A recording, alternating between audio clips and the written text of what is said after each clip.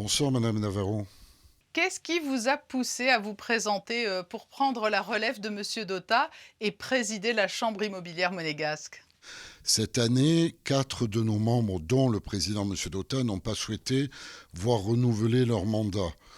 Et donc avec les 3 autres confrères restants au sein de ce conseil, nous avons fait rentrer et sont rentrés 4 nouveaux jeunes. Donc l'idée c'est d'avoir les 4 anciens pour apporter notre expérience. Ça fait 25 ans que je suis au conseil d'administration de la Chambre immobilière. À un moment donné, il va bien falloir transmettre et donc il faut apporter une certaine expérience et puis une modernité et les former à ce que la Chambre immobilière puisse continuer à œuvrer dans l'intérêt de la défense de la profession. Et au-delà de cela, aujourd'hui, quelles sont, vos ambitions à ce poste? On doit continuer à travailler avec les autorités monégasques. Il faut aussi de la modernité et ces jeunes vont apporter, j'espère, quelque chose de plus, notamment sur l'ère numérique, parce que je pense, et en tout cas je le souhaite vraiment, que nous passions à une nouvelle ère. Il faut qu'on puisse peut-être modifier certains textes réglementaires ou des lois pour peut-être moderniser numériquement, avoir la signature des baux, pouvoir enregistrer numériquement, récupérer quelques documents par le numérique. Et les jeunes, à mon avis, sont plus capables que nous et vont apporter leur pierre à l'édifice.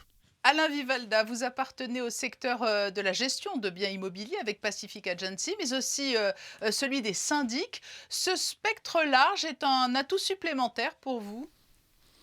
Alors oui, peut-être, certainement.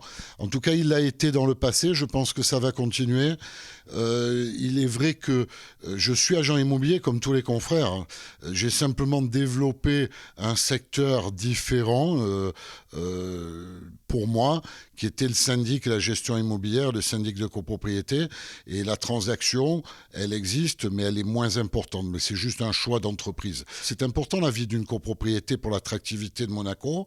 Et donc, oui, un spectre élargi, une vision sur la transaction, une vision sur la location, mais aussi une vision sur la gestion locative et de syndic de copropriété. Comment se portent, aujourd'hui les professionnels de l'immobilier à Monaco sur fond de crise qui perdure? On a subi la crise comme tout le monde, mais peut-être moins fortement que les autres. En tout cas, on a su tirer parti. Aujourd'hui, on ne va pas se plaindre. L'immobilier a résisté. Le nombre de transactions, il est vrai, a diminué. En 2020, on a travaillé entre 8 et 10 mois, compte tenu de la pandémie.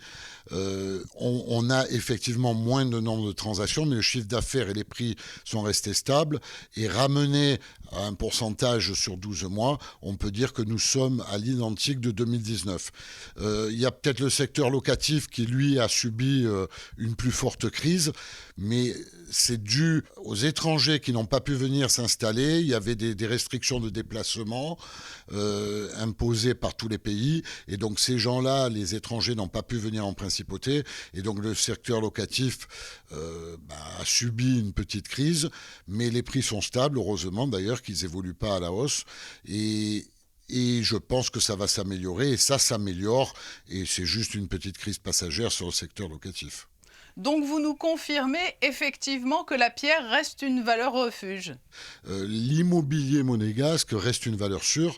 C'est pas spéculatif, ça on en convient. La bourse est bien plus spéculative, mais elle est bien plus risquée.